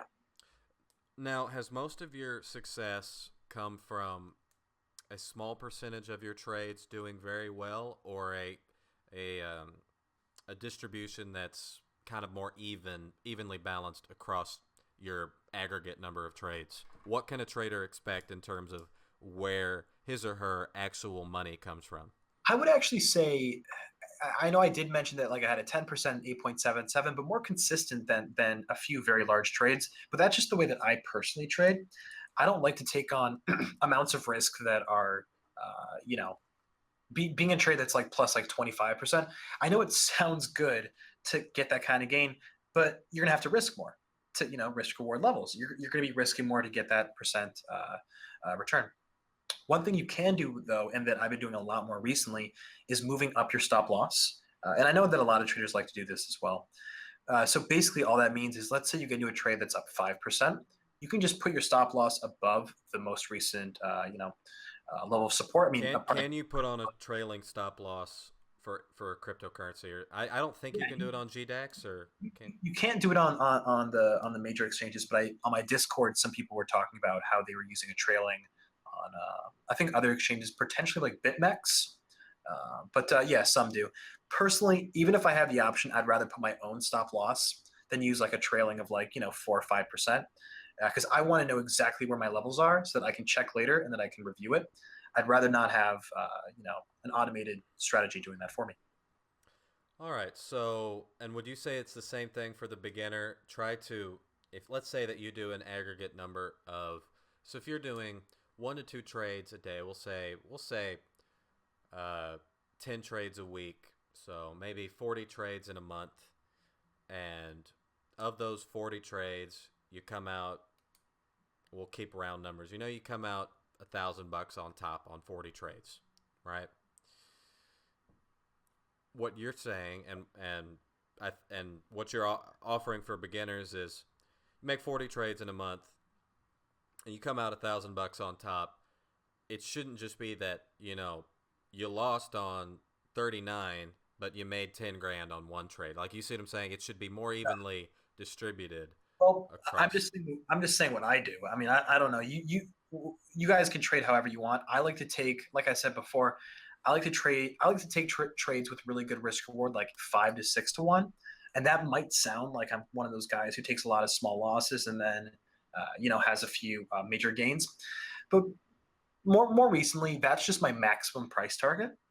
If I do see that the market's becoming very bearish and that my prediction might be wrong, then yeah, I'll just get out at like maybe 4 or 5%. Okay, so that risk reward there, if it's 4 to 1, let's say that you buy Bitcoin at, I'm going to try and keep using round numbers. You buy Bitcoin at $8,000, and Okay. that's at a. So we just trended up here, and this is, by the way, this is not realistic, right? So I'm not. This is a hypothetical. Please do not go out and make a trade like this. But let's say that you're using Fibonacci retracements to try and calculate support and resistance. And I'm also asking for myself. I think that's obvious. Okay. You come out, Bitcoin has trended up. We're in a strong or a somewhat strong uptrend from six grand to $8,000, and you're looking to make a trade, right? Now, let's say that with Fibonacci retracements, you expect price to retrace. So if it goes from 6K to 8K in a strong trend, what you said with the Fibonacci's is typically you're looking for just below the 38.2. Is that correct? Yeah, that is correct. And then one more way that you can actually take Fibonacci to the next level is previous resistance will become future support. So if you see that a major resistance level is like, let's say, a little bit below 38.2, you can put your buy order at the very top of resistance, and that's a way that you can get it filled. Or if, flip side, let's say that that previous resistance area is a little bit above the 38.2, you can still just put your buy order at the top of that previous resistance level. The reason I say that is Fibonacci's are not levels; they're areas. I would never personally put my buy or sell order directly at a fib level. I'm going to want to put it around those resistance and support Yeah, you, previous. you talked about this in one of your videos that price tends to retrace to just above or just below the fib level, but not usually on it directly. Not typically. I mean, of course, there's going to be some anomalies, but typically, and I've said this before, price likes to overshoot rather than undershoot major fib levels. So go a little bit past. Right. So let's use this hypothetical. We go from the crash low, it's about $6,000. We trend quickly back up to $8,000. A Okay. 38.2 retracement would be like what, a third of 2,000, which would be what, like 650, something like that. Be like about 650. I'm trying to do the math in my head right I now. think, yeah, no. So it'd be about 650 because the move is 2,000. A third of 2,000 is about 650. But yeah, And that's basically what you do. so we go from 8,000, we drop down. I know we're in the weeds here, but we drop down. You're looking to buy the Bitcoin at around $650 to $700 below the 8K. That'd be a retracement to about 7,200 ish. Okay, so you've bought your Bitcoin on a 38.2 retracement, which would be about 7,200 from 8,000. Now, how do you know where to put your stop loss and your sell order? You just bought your Bitcoin at 7,200. How do you make a target and make a stop loss? Yep. So actually, yeah, good question. So first reason first way that I probably put my take profit is using a 1.618 extension. What I'm going to do is on that move that you had mentioned from 8K to 70 to 7.2K, I'm going to draw my Fibonacci extension from the high of 8K to the low of 7.2K. And I don't know the math off the top of my head of exactly what that would be, but I would target that for my price level to sell at. So that'd be 7,200 to, like, let's say, um, it's hard to do the math with that, but the high 8,000s I think would make sense. So that's my reward, and then we also always have to put a stop loss. So we need to So talk about. we're looking for a price to retrace from 7,200 to 8. So we're looking to make $800 on our trade if we're buying a Bitcoin. Well, not exactly, because that would be selling at resistance. I don't want exactly to sell at resistance. I want to sell at a 1.618 extension of that downward move. Extension of the Yes. downward move, and that's not the same thing as the Fibonacci retracement, and that's what we're No, no, getting. no. Fibonacci retracements and extensions are the opposite. Okay, so we're going to be a little bit below 8K is the point. What you would do is it would be pretty simple if you just saw it visually. You would draw the high of your Fibonacci at 8K. You'd plot 1 point. You would see the retracement that you just bought at 7.2. That would be the low. You're going to get a range of values, with the retracement levels between 8K and 7.2, just simple standard stuff. Above 8K, you're going to see some numbers that indicate Fibonacci extensions. You're going to see a level that says 161.8% extension. That level will very likely have major resistance. What I'm going to do is I'm going to put my seller, I'm then going to look at previous price patterns, and I'm going to put my seller at a previous support level around that 1.618.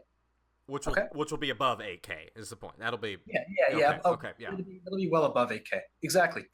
And my stop loss, to answer your second part, there are two main ways I place my stop losses. One of them would be a pretty bad way to do it, but I love using the 78.6% retracement and putting it a little bit beyond the 78.6. That has personally worked for me in, I would say, of like technical trading tip, that's probably one of my favorites.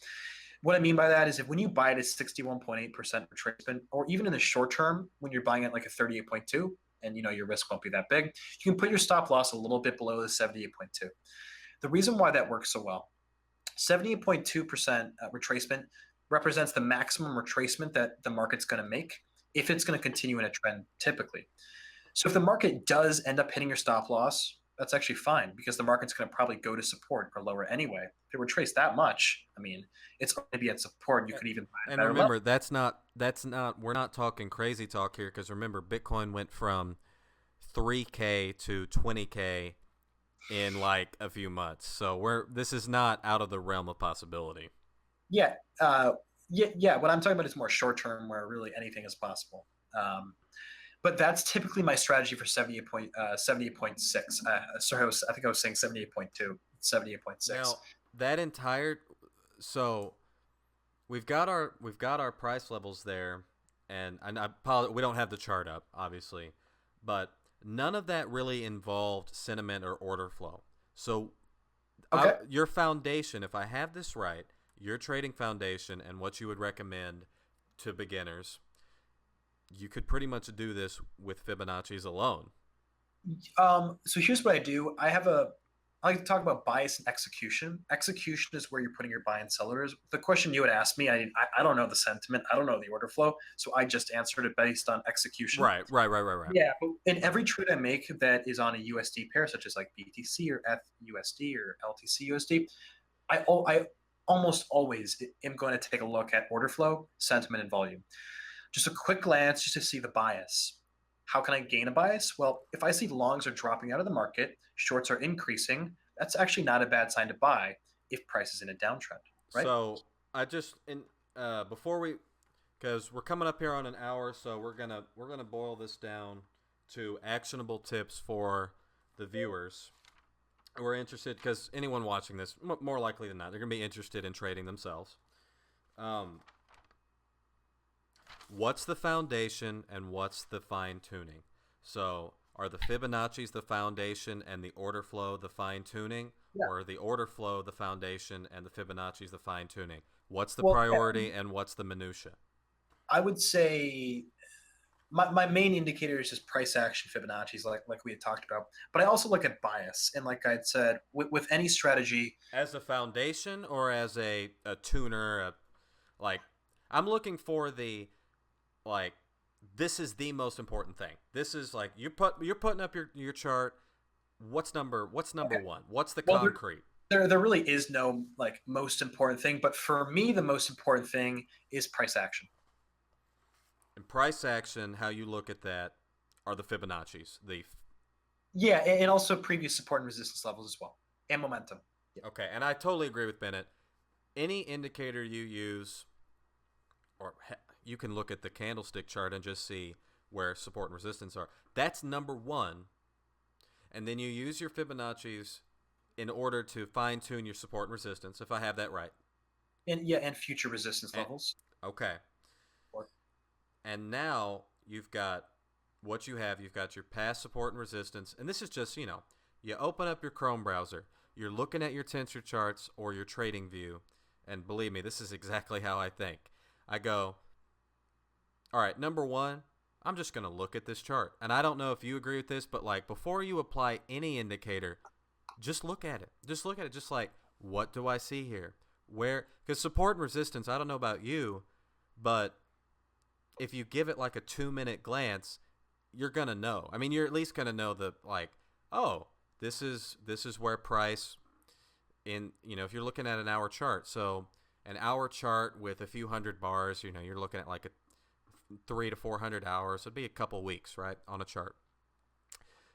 You're gonna know pretty quickly if you just look at it with 2 minutes with no indicators on it whatsoever, just the price chart. You'll know support and resistance, broadly speaking, just eyeballing it.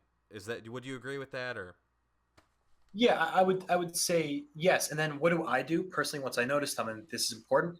We don't want to just be passive observers. You're going to want to mark up your chart as well. So that's why I mentioned the confluence boxes before. You can use horizontal trend lines. And what I like to use is plot a horizontal trend line. what do you have a specific order? Like if you open up trading view, do you just go at it, or do you have a specific order? I'm going to apply this indicator first, then this one. Yeah, I really have like an ordering system of how I approach the market each time. And then for my execution, which again is looking at price action fibs, I'm going to identify previous resistance. I'm going to identify previous support. I'm going to draw those. I'm going to identify who has the momentum. So are the buyers in control? Are the sellers are in control? I'm going to gauge that. I'm going to look at volume as well, just to see how active the buying has been when price goes up, how active the selling has been when price goes down. Potential market extremes, looking at volume spikes. That is the second thing I'm going to do. Third thing I'm going to do is plot the three kinds of Fibonacci's that we talked about before. And this is after you've looked at volume, momentum, and eyeballed the support and resistance. Yeah, and I've drawn horizontal lines as well. And then after I draw those, I'm gonna plot some Fibonacci's, extensions, retracement projections, and then I'm gonna try to find a little area where a lot of those overlap. And typically, when a lot of those types of technical analysis trend lines and support and resistance areas overlap, that's going to show me where a likely point of reversal will be, and then that's where I'm going to probably end up taking a trade. And that's what confluence means. That's That is what that's confluence means. overlap, confluence, and Overlapping and confluence are the same. Yeah. okay. So we've done that. So we've gone. You open up your chart, you look at it, then you're eyeballing for support and resistance, and you do that by applying. On TradingView, it's Alt H. If you want to know specific, I think Bennett was the one who told me that. It's It's Alt H. Option H on a Mac, Alt H on a PC. Right. So it's Alt H on the chart. Now you've got your support and resistance. Next thing you do is, and what we're talking about, momentum just means strength of the move. Like, is the market trending, going sideways, or going down? Exactly. Yeah. And when you're looking at momentum, a key decider isn't just how quickly the market's moving, but it's also how much pullback is occurring in each trend. Not If how quickly, but also the pullback. Okay, yeah, that makes sense. I would say they're equally as important, but a lot of people don't look at how much pullback. If you see that price is doing this, price is just going up with very little retracement, very little pullback, I'm going to expect price is just going to continue doing that. That doesn't mean buy at the top, of course. We wait for 38.2 retracement, we buy in, and we're happy to see profits. And then for people shorting, apologies for interrupting here, but it's called a throwback when price is in a downtrend and then goes back up. So if you're on the short side, I think that's called a throwback. Yeah, and so you want to look at who has the momentum, and in the example I was showing, the bulls clearly have the momentum, but you also want to do, and the one thing I do want to say is look for when that retracement move happens. If the market retraces in a V formation is like this, when price goes up and then immediately comes down, or price goes down and immediately comes up, that forms a V. That is not a great sign of something that I want to buy. What I want to buy is a weak retracement downward. A weak retracement, again, with what you and I have been talking about, looks like this. It's going to go down a little bit. It's going to go right back up. It's going to go down a little bit. Then it's going to right back up. Going to go down a little bit, form a little bit of a wedge. And or that's where your Fibonacci's come in, because if the price is moving up, like recently Bitcoin after the crash moved right back up to I think it was like we got close to 12K, so it was almost double, right? We almost 2x'd.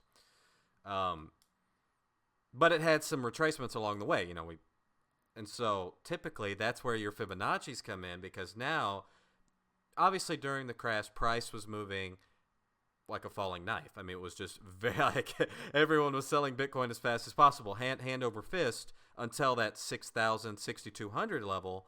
Then we started, like, we jackknifed. We moved back up very quickly. And what Bennett's talking about here is, okay, price is retracing very quickly. The bulls are in control from 6,200 to like around 12K. You're looking to buy in at those right around the 38.2 retracement. That's where your Fibonacci's come in. Absolutely. Exactly. And the market formed a double top, for those who know, where the market actually the market had a resistance at 11.7, and then the market had resistance at 11.6 for the most recent move upward, and now we're moving down off of that move. The reason being, you might say, well, and I was a little bit confused with this at first. When the market moved up to 12K, like you had said, or around 11.7, I expected the market to do this, to move down, and then retrace 61.8. It didn't. It actually had a full retracement back up to the 100, for equal resistance. Reason that occurred, and just like you had said, maybe because of that V formation. The bulls are still clearly in control, so they really need all of that momentum to put us back there. Now, we're still in a downtrend, my friends. If you go from 20K to 6K and back up to 11K, that doesn't mean you're in a long-term uptrend. So just to be clear here, long-term macro, as you like to call, and macro is fine. We're still in a downtrend, right? But yeah. Yeah, I would say super, super macro, we're in an uptrend, but, of all time, because we've gone from less macro. Yeah. 0 to 9K right now. Okay, so that's really cool, and that's some actionable tips. You open up your price chart, get your horizontal lines out, looking for support and resistance. Then you use your Fibonacci's for that. Then you use your Fibonacci extensions to plot out future support and resistance. Now, before we wrap up here, your next tool, we've done the Fibonacci's, the Fibonacci retracements. Then for current support and resistance and past support and resistance, as well as our horizontal lines. Our Fibonacci extensions are for future support and resistance. Exactly. Now, you had another Fibonacci tool. I've got like 3 pages of notes now. Fibonacci. Yeah. Right. So what's that about? Okay. I haven't heard of those before. So Fibonacci projections, I call them that, but really it's just Elliott wave theory. And I know probably a lot of people have heard of the whole Elliott wave theory. You can go really simple Elliott wave theory, which is what I do, just looking at 5-wave motive patterns and 3-wave corrective patterns, ABC. Or you can go full Elliott wave theory, where is it an actual part of Elliott wave theory, or just it utilizes that? It is a part. Okay. It's a part, but I also like to use wave ratios. And wave ratios come in with Fibonacci projections. So how do I use this on altcoins? Because this is what I use every day. Let's say the market moves up very quickly in high momentum. I'm interested in buying off of a retracement, right? Typically the 38.2, but it could be different. Market retraces and moves down. I buy, and then the market breaks that previous resistance level and goes up. How far up is it going to go? This is where Fibonacci projections comes in. What I'm going to do is I'm going to draw that original low to high, remember of that original strong move from here to here. And then I'm actually going to use, it's called the trend-based fib extension tool. I know it sounds, because fib extensions is what I call something differently, but on TradingView, it's called the trend-based fib extension tool. I just want to tell you guys that so you can find it when you want to. Draw that original wave and then plot that distance at the bottom of the retracement, if that makes sense. Then what you're going to do is you're going to see the one-to-one relationship that could occur in the future. Price doesn't move there yet, or even a 1 to 1.618 relationship. And I'm going to identify both of those potential resistance areas, and I'm going to look for any overlap that occurs there. And I'm going to sell there. We're gonna need visual. So, are you gonna make Yeah. a video explaining the Fibonacci projection tool? Because I have to. Because no, I'm the that explanation made sense, but it will make more sense on the visual. So, will you be making a tutorial or training video for your Patreon supporters or for your Well, your YouTube audience? that actually is a perfect segue into what I'm doing right now, which I am creating a guide to Fibonacci's. And this is going to include Fibonacci retracements, extensions, and projections. It's going to be written with a lot of charts and a lot of interactive practice as well. And that's going to show you exactly how to do each of one of the things I'm saying visually. Okay. So let's wrap up here with the last couple tools as a review. We've done all the Fibonacci's. We've got through that. Now, you also like to look at sentiment and order flow, and in terms of order of analysis, order of things. You still got me? Yeah, you're going out though. It just are you here? Hello?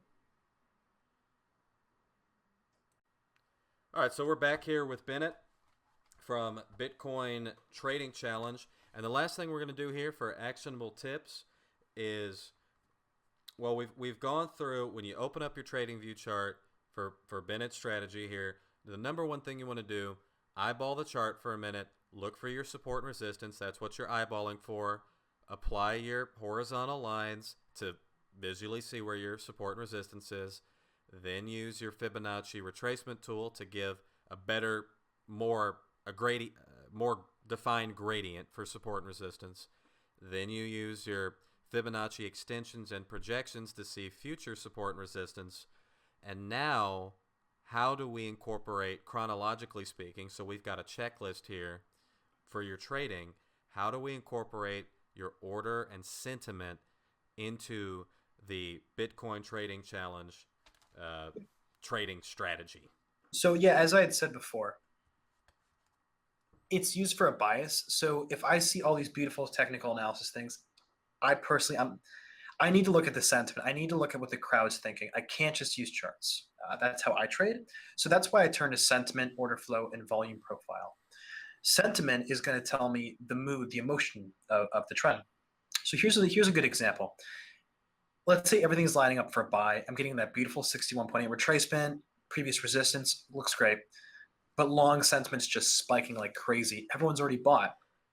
I'm not buying. Nope. I am going to pass that up and watch the market just. Whoosh. And I think that's important. I think what Bennett just said is important, and maybe you can back this up here, but should you go in when you make a trade thinking, oh, I think I'm going to buy today, or I think I'm going to sell today, or should you go in and let the data guide you? Don't come in with a predisposition. You know, I love The Art of War and I love Sun Tzu. Have you read that? I have, yes. Yeah. Well, then you probably know where I'm getting at here. You know, the general first on the battlefield has a massive advantage over the general who comes to the battlefield. That applies directly to trading. Who's gonna make the profit during the day? The guy who draws zones of likely support resistance, draws trend lines, gauges momentum, and then decides and then puts alerts at those confluence areas and then decides whether to buy or sell when the alert gets hit. And let's be very clear here. How was money made in the market period? It's not a zero-sum game exactly, No. but traders, you make your money because someone else loses on the trade. It's not 100% that way. It's not completely zero-sum, obviously. You need someone to fill your order. You need someone to fill your order, right? You're either providing liquidity or taking it. So it's a competitive thing. Trading, it might not look that way, but it is competitive. There's winners and there's losers. And the reason why we bring this up is because what Bennett is doing and what I think is really cool here is we're planning for the future. We're using our extensions, sentiment, order flow, things like that, because we want to know if we're on an hour chart for the next 20 hours, 24, 36 hours, what's likely going to happen? You know, we can't guarantee, like, if South Korea comes out tomorrow and says, we're banning all cryptocurrency exchanges, well, we can't predict that. But Otherwise, we can have a better idea than someone else. We're making our money because we're trying to get information that other people don't have before they have it. So, Yeah, and again, like I just said about the Sun Tzu Art of War thing, who's going to make more money? The guy who's prepared or the guy who does this? He wakes up. Nothing against people who are late, who wake up late, but wakes up at 11 a.m. Looks at Bitcoin, sees it's bullish, hits the buy button for market order. Then, to his amazement, price goes up a little bit, consolidates, and then crashes, and then he's trapped. And then, is he making consistent profits? Not really possible because he's currently trading at a loss. Let's contrast that again to the other guy, looking at the same exact chart. and by the way, most people from the crash are underwater. Like Bennett and I, we're the exception to the rule, not the rule. The majority, as in greater than 50% of people who bought Bitcoin, are underwater at this very point in time. Unless Bitcoin gets around, I think it's like 15K, somewhere around there. Most people are underwater in Bitcoin. Bennett Yeah, and I are the exception to the rule, not the rule. well, So I call it trapped positions. People who just don't want to take a loss. You can use sentiment to look for areas of high trapped positions. Typically, they're going to become very powerful support and resistance. Let's say, like what you had said. Let's say that 15K, we have a lot of people who bought. They're not going to want to sell until it's 15K, and they can sell at break even. That's just they right, don't want to take a loss. What am I going to do? Well, I am going to if I know a lot of people are about to sell at 15K, I'm probably going to sell right before that level and then wait until just that wave of saying of selling and people just wanting to get out of their positions comes. Then I'm going to buy right after they all sell. I know you might be thinking, okay, that is way easier said than done, dude. I agree, man. It is easier said than done, but looking at sentiment, I can see points where if I see longs dropping like that off a cliff as price goes down, I'm going to look for a Fibonacci retracement or confluence zone to buy at because it's a thumbs up. Now, here's one more component of this strategy to ensure that it is consistent. Let's say all factors line up and what you and I have been talking about. But the trade goes against you because it's a probability game and this will happen. And you can't explain why. News might come out, those South Koreans are crazy, man. You never know what those South Koreans are gonna do. yeah, but anything can happen at any moment, anywhere, without warning. And that's just how the market works. Because of that, I'm going to put a tight stop loss of like maybe, and this is arbitrary, maybe like 3 or 4%, not big, so that if I am wrong and if I buy it at a price and then price goes against me, I lose like 3 or 4%. I say, okay. And the market, if it does do that, is probably going to continue moving downward. And I just saved myself so much more money than what I was talking about with that second guy who's just going to buy at the market top and just hodl. He's not going to place a stop loss. He doesn't want to exit a losing position. Hodling is not a strategy. It it is for some, but it's not a strategy that I would personally recommend. Investing is a okay, but hodling is not exactly investing. It's turning trading, it's turning poor trading into investing. I think that's the They told you to hodl BitConnect because it was a Ponzi scheme. Um. Anyways, all right. So after you've got all your support and resistance done. Yep. Of these three things here: order flow, sentiment, and volume profile. What goes on the chart first, and why? Okay. What goes on? What do I look at first, and why?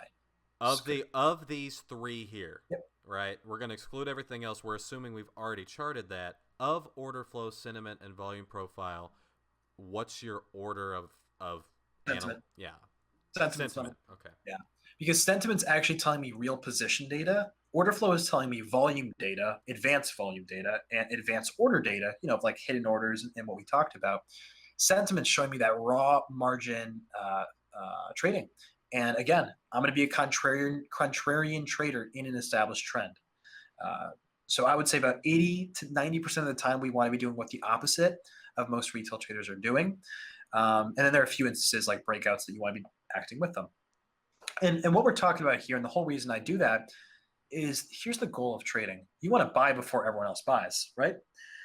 How in the world do you buy before everyone else buys? You buy after the last person sold. Because if you can buy after everyone sells, you're buying at the best possible price. Well, how do you buy after everyone's sold? You look for indicators that tell you that everyone's selling. There are a lot of different kinds of indicators like MFI, sentiment, order flow, blah, blah, blah. You can use any of them. When you find those spots where you imagine that a lot of retail traders are going to be selling to more market makers and selling to institutions, then you can look to buy with that crowd and carry that No, upward. but we're not coming in with predispositions, walking in going, I'm going to open up my charts today and I think I really want to buy Bitcoin. I think the market's bullish, and then we're going to open up our chart. That's not how it. No, no, no, no. You are coming in a neutral, unbiased way and Until I going see through these that steps and order flow. letting the data speak to you, not trying to put in your own bias into the data. Which I don't know about you, but I have a real problem because some days I'm just feeling like gambling. Some days I'm like, man, I really don't want to gamble. Both are equally destructive. If you're trying to be a trader and you come in one day like, you know, I don't know, you just got married, you're on your honeymoon, you're feeling good, like you're excited, you want to take a gamble, right? Or you just did a line of cocaine. Don't, I didn't say that. But you're feeling like, man, I really want to gamble, so I'm just going to look at these charts here and I'm just going to make it happen. I'm just going to make the chart or the data say that what I want it to say. That's bad. You don't want to do that. You want to come It, in. Yeah. Go ahead. it sounds bad because it is bad, but a lot of people are going to be doing that and having that internal monologue, but they're still going to do it because of emotions. I completely understand what you and I are talking about. If Bitcoin's just spiking upward, we want to buy. We don't want fear of missing out. We don't want to just miss out on all these profits in Lamborghinis and Bugattis and expensive yachts that my friends are having. So what you can do, you buy. And to your shock, you bought. Guess what? You bought at a price that everyone else bought as well. And when there's no more people to sell. Yeah, you probably heard. I repeat myself endlessly with the 100 traders in a room example. If everyone buys, can price go any higher? No, it actually can't. That's right. And that's why, if you want to get a little bit more advanced, I know this might be stretching it for just a recorded interview. You can look for pools of traders. So what I mean by that is we can expect that short-term traders are going to be acting typically together. So you can look for spots where a lot of those short-term traders are making moves. So if a lot of them are buying suddenly at a market top, then you can try to sell against them. And what I'm saying, like a small pool in sentiment, that might be like a slight bump. That slight bump is actually pretty important because that's showing you that hundreds of margin positions are being open in an established trend, which could indicate that the market might reverse soon.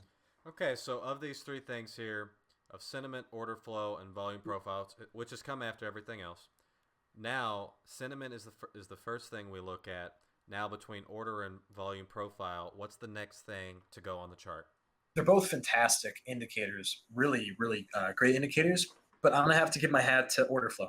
I'm gonna hop on the 1 hour on tensor charts for order flow, and I'm gonna be looking at a few things. I want to be looking at how much buying and selling has been occurring um, at with each 1 hour candlestick, and I also want to find those hidden orders of support and resistance with those big guys. Like what we had talked about before, Now, so that I don't. Yeah. I do want to ask this. You've got all your Fibonacci's out there, your support and resistance, your horizontal lines, and you're starting to think, hey, this might be a good buy. I know this kind of sounds funny, but between sentiment, order flow, and volume profile, which are coming after, does it only take, let's say that, I don't know how to phrase this. What if one of your steps says not to buy or is less of a buy, but the rest are a buy? At like what could stop you from saying, you know what, this is not good enough, right? Do you see what I'm saying? Is it gonna be Yeah. everything else? Does this happen? Is there ever a time where you've opened up your trades and you go, I like my Fibonacci's, I like my levels, but sentiment is garbage, or order flow is telling me this is not a good trade? Does that happen? And Yeah. okay, yeah, talk It's about gonna talk about happen time all like the that. time.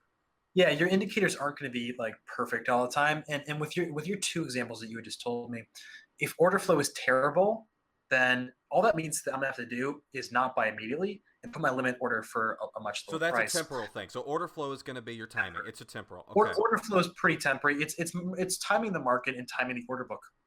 so that you're not buying into a period of very, very high demand, but you're actually buying into a period of very, very high supply. The Fibonacci's, the support and resistance, the sentiment tells you to buy or sell. The order flow tells you more when. It's going to fine Yeah, tune your win.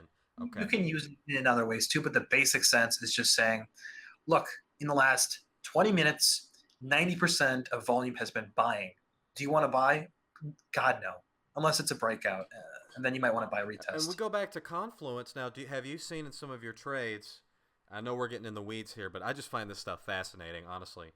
Um, have you had times, because you've done a lot of trades, you've seen a lot of scenarios where, I don't know how to say this, that exact scenario where a ton of people are buying, that confluences with a 38.2 or a 68 point, what is it, 68.2? 61.8? 61.8. Have you seen confluence like that before and Yes. just been like, damn, that's wow. Without, expecting that to happen. Yeah, actually, that does happen because Fibonacci levels are wonders to behold. And you will see, sadly, for a lot of retail traders, a lot of retails are going to be selling at a 61.8 bearish retracement, and then the market's going to do this. And then many retail traders are also buying at a 1.618 extension within a bullish trend, of a 1.618, and you go higher here. A lot of them are buying at that level. That's bad for them, but it is good for me because I put my limit sell order a little bit around that area or a little bit above, and then And they that's work that it. confluence that you were talking about earlier, where your order flow is confirming what you already saw with your Fibonacci levels. Yep, Correct. you just need to be careful of confirmation bias, where you're looking at different indicators and seeing that they're all bullish, when in reality you're not looking at them objectively. That can be an issue. Now, the last thing here is volume profile. So of these last three, after all the Fibonacci's, now we're on volume profile as number 3. And I think you're about to come out with a course on volume profile. Do I have that right? No, it's on Fibonacci's. It's on Fibonacci retracements, extensions, and projections. We've talked about the volume profile. I've watched your videos on. I've watched all 3 of them. So Yep. go over to Bitcoin Trading Challenge on YouTube for the extended version here. Let's get the real brief, brutal. Here's what it is. What's volume profile? Why is it number 3 in priority? And how can it help you? Okay, let's start with what is volume profile. So typically you're going to see something called volume by time. Volume by time is going to be those vertical candlesticks that are either green or red based on the closing and the open. Volume profile doesn't tell you that. It tells you volume by price. So it's a horizontal volume overlay.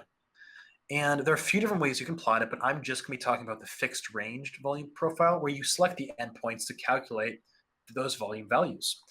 The reason why we want to use it is I think I can summarize it in just a few sentences. We want to look for spots of reversal, and we want to look for spots of where price is going to have an easy time going much higher or going much lower. Those spots are called HVNs, high volume nodes, and LVNs, low volume nodes. An HVN is typically going to be a spot of high reversal. So if you see confluence with an HVN with fib levels and potentially a large order at that level, then that's a very good sign of confluence. And then going off of that, if you're trading a breakout, this is where, and this is actually probably the main way that I use volume profile, and you've probably done this as well. LVNs can tell you where price is weak in a sense, where price hasn't really spent a lot of time. This is where price tends to move. What I've Very been rapid. told, it's price can either pass through. I learned this from trading of futures. It can either pass through an LVN or reject at an LVN. Yeah, and typically rejection will be the really, really large tail. And the reason you might be wondering naturally, well, why does this work? Why look at this? Come on, who cares? Here's why. When you see spots of very, very large previous volume, you can expect that many positions probably entered at that level, right? If many positions entered at an HVN, imagine that it's above price, we can actually, sadly, expect that many longs bought there at a bad price. What are those longs going to do when price is beginning to move right back up to that spot where all of them already bought? They're going to sell at break even or a And slight. oftentimes these aren't let's be clear here. Bitcoin is a massive market, and it's not usually the what would you say, the Joe Schmoes. A lot of times these are institutions, correct, that are at these HVNs. Well, yeah, for the large orders, and I mean, I don't think we need to go into whales versus institutions and what whales the impact of that. But yes, the HVNs is basically a spot where a lot of traders are going to become break even with their trades, and because they become break even, they're probably going to flip their positions. To me, so long positions, like let's say a lot of them are at a loss. What they're going to do is a lot of them are going to sell, and that's going to offer a really good spot of resistance. Now, let me contrast that with LVNs because I just talked about HVNs. If you see a spot, an LVN, where really not much volume is occurring, that might be above consolidation, when price is about to break out. You can expect that not many orders are going to be at LVNs because there doesn't really make much sense for traders to put their orders there. If price hasn't spent a lot of time there in the past, then we can expect that price probably won't spend a lot of time there in the future. There probably won't be major orders there from institutions or from retail traders. And going off that just a little bit deeper into the volume profile. When price is consolidating and you're looking for those LVNs when you buy, and then price tears through the LVNs, typically traders are going to put a lot of sell orders at resistance. It doesn't really make much sense to put a sell order above resistance, does it? Because if price does go above resistance, you probably don't want your sell order to trigger because you just want to carry your profit, right? It makes no sense to put a sell order above. Again, let's say you want to sell at resistance and you're a retail trader. You probably want to put your sell order at or a little bit below resistance. A lot of people are going to be doing this. So you're going to see a large cluster of sell orders at resistance. When that price gets broken, you actually see a tail or even a close above resistance. When all those sell orders have been filled and the LVN is above, you can reason that there really aren't going to be too many sell orders above price, and price is probably just going to move very violently upward. One more thing, stop losses of shorts will probably be above a resistance because that's where you're told to put your stop loss above resistance if you're shorting, right? Stop losses will trigger as a market order. So shorts putting their stop losses above resistance, that will execute as a as a buy market order. That's just going to propel price even higher. With all those buy market orders that are hitting stop loss, stop loss, stop loss, the price is going to continue moving upward until either the buyers lose demand, they're not interested, or they fill their demand, as in everyone who would have bought has already bought. And if everyone who would have bought has already bought the breakout, that's when you're going to begin to see that 38.2% retracement or retest of previous resistance. And are you looking, and what I've learned from your videos is that just like we talked about with order flow, you can use volume profile with your Fibonacci's. Yeah, Is that yeah. correct? But that is only correct in a trend. That is not correct in consolidation. So there are two main ways that we can use the volume profile. We just have to identify the market stage. If price is in a trend, you can draw them with your Fibonacci's on like a major trend, from Are the you low to using your high. Fibonacci retracements or extensions with the volume profile? It would very likely, very, very likely be retracements, right? Because you'd be looking for price to go down to HVNs of very high volume. And the great thing about using the volume profile with the Fib is they're going to line up. You're going to say to yourself, I see an HVN at the 50%. I see really not much volume transacted to 61.8. Guess what? Don't put your buy order at the 61.8. Put it at the 50 or a little bit above, because that might be a spot of reversal. Again, if you plot it on a trend and you see that there are a lot of LVNs at the beginning, we're like the 23.6 down to the 50. You just have so many LVNs. The reason that was caused was probably within that previous trend, price probably went very quickly upward with just a lot of volume and not many offers.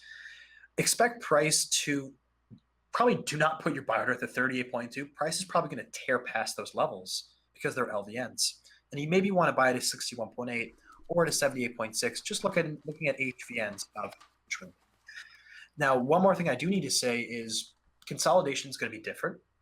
When you're plotting the volume profile on consolidation, you want to identify the first major resistance or the first major support level within that consolidating market and draw it from the beginning of that to the present, if price is still consolidating, of Could course. you repeat that just one more Yeah, no time here problem. for people?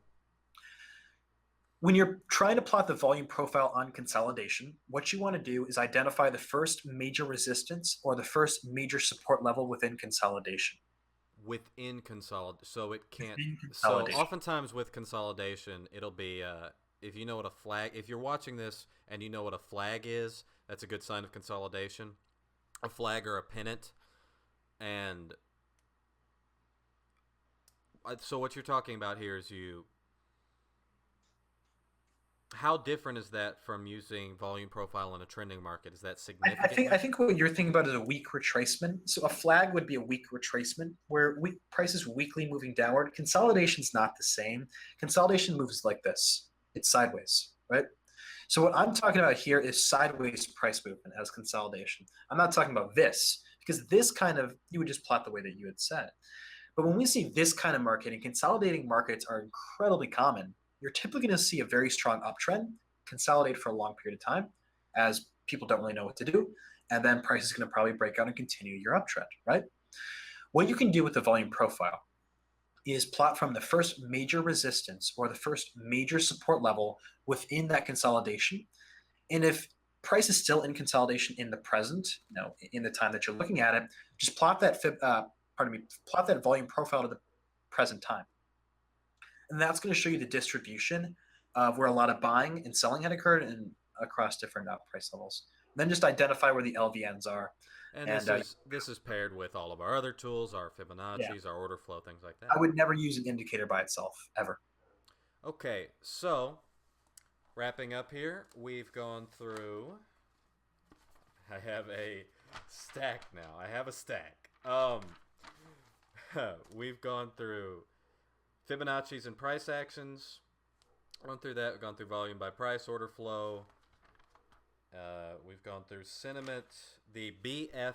Do I have this right? For sentiment, the indicator on trading view is BFX LS100. You would type that into your BFX LS100 for your sentiment. That is gross longs, gross shorts, and percents as well. and percents. Usually we're looking at a 1 hour chart for that. Okay. The Fibonacci projections are usually with, if you're doing, that's a part of Elliott wave theory. It is Elliott wave theory. Yeah. It is Elliott wave theory. Okay. And that, just to be clear, that'd be a little bit more advanced. Is it really not, is it necessary for this strategy, or is it just, I mean, I wouldn't say any part's like necessary because it's my strategy. It works together and it's been consistent for me. I use it in a simple sense. I look for a strong move.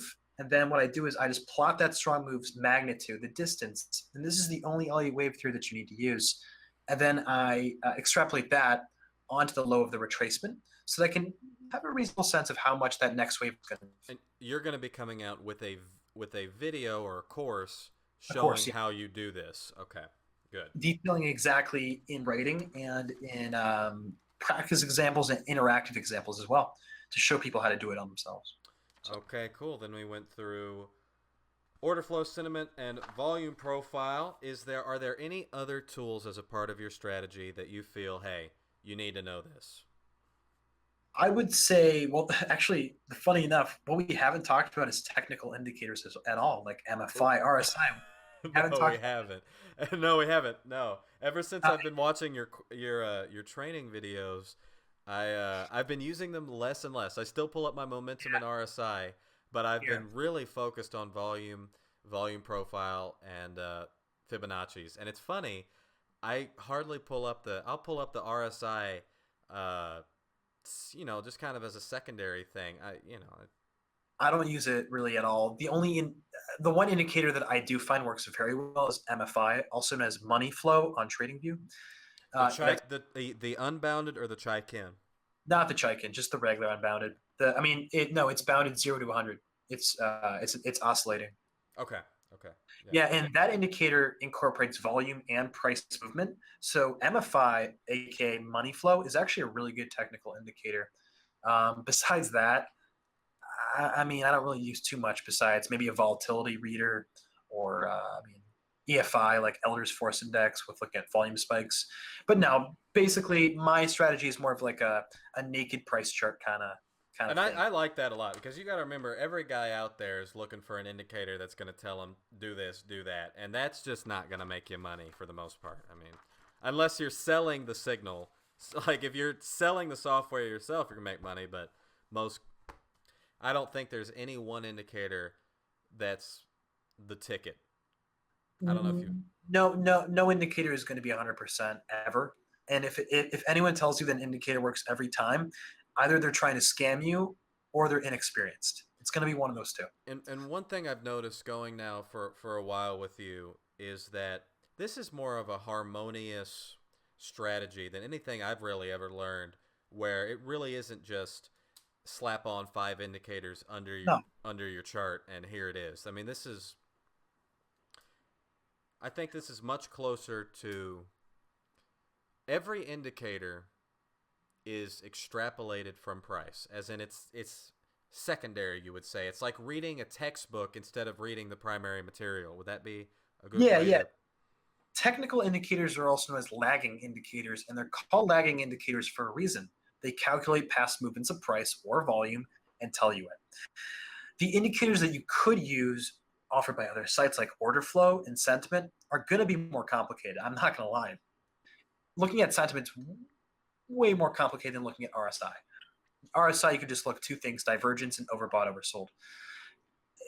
But it's worth your time because it's showing you actual position data. RSI, I'm not saying RSI is bad. It's not. It works and it can be consistent. But if a lot of traders are also using RSI, that could be a really big issue. Because if they're all buying before you do, or even worse, if they're trapping you in position by, when RSI goes oversold and then you buy, then that could be bad as well.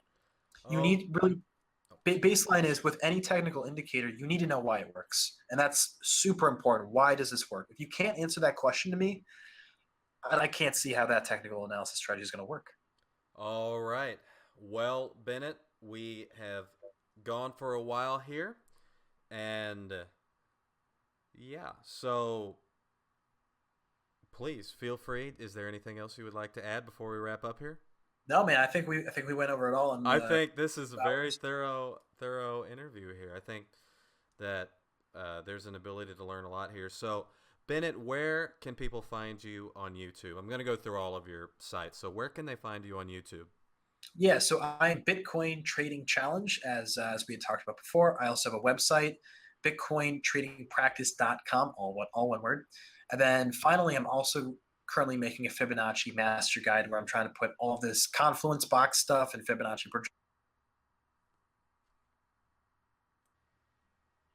All right, Okay, so we're back with Bitcoin Trading Challenge. That's a part of my. All right, so your YouTube, if you just go in the search bar, y'all, and you just type in Bitcoin Trading Challenge, he'll be the first channel that pops up, and that's you come out with a video a week. 2 videos a week, Monday Two. and Friday.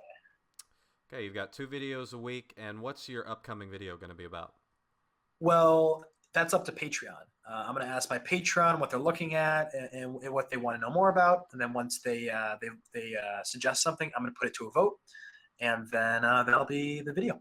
Okay, so where can people just? I'm on Patreon as well, so people know. But what is Patreon, and where can they find you there? Okay, so Patreon is a service that can give.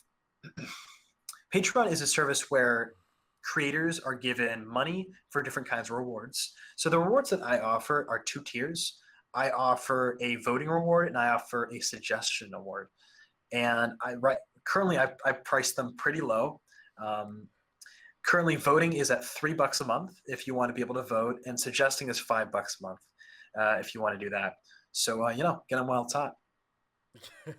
And what's the URL for that or the link? Yes, that's just patreon.com/Bitcoin Trading Challenge, all one word. Okay, cool. And where can people shoot you an email if they do so, if they want choose to do so? So I have a website where you can, if you click my website, there's a contact bar where you can contact me through my email at bennett@bitcointradingpractice.com. Cool. And so, do you have these products are in the work? Do you have any products for sale right now, or Not, they're in the work? nope, I'm coming up with my first one, and I'm spending a lot of time on this one. I want to make it polished and as perfect as it possibly can. And then, uh, what are your mentoring rates if people are interested Yeah, in? so right now I am booked for I think the next few days, but it's 50 for a half hour. And basically what we go over is there's a checklist of things you can check that you want to go over. And we're going to go over those topics during the session. Each session is going to be it's a one-on-one. So kind of similar to this, it's going to be a PowerPoint full of strategies, examples, and practice as well. And that's where we're going to talk and learn through something. And I'm also going to share that with the client as well at the end. Then after that, we go to the real chart and we apply what we've learned on the chart and see if you have any questions after that. All right. All right, everyone. Well, I hope you've enjoyed this interview here with Bennett from Bitcoin Trading Challenge. Bennett, I hope you've enjoyed it as well. I certainly have learned a lot. Yeah, so you can find me here on YouTube or over on Patreon as well, www.patreon.com/ReeceRR. I'm going to be doing more interviews just like this. And again, I want to thank Bennett from BitcoinTradingPractice.com. Is that right? Yeah, you got it, man. See, I got a shirt. I'm official now. Not just teasing. All right, man. Well, it's been really nice talking to you. So Yeah, thank you for having me.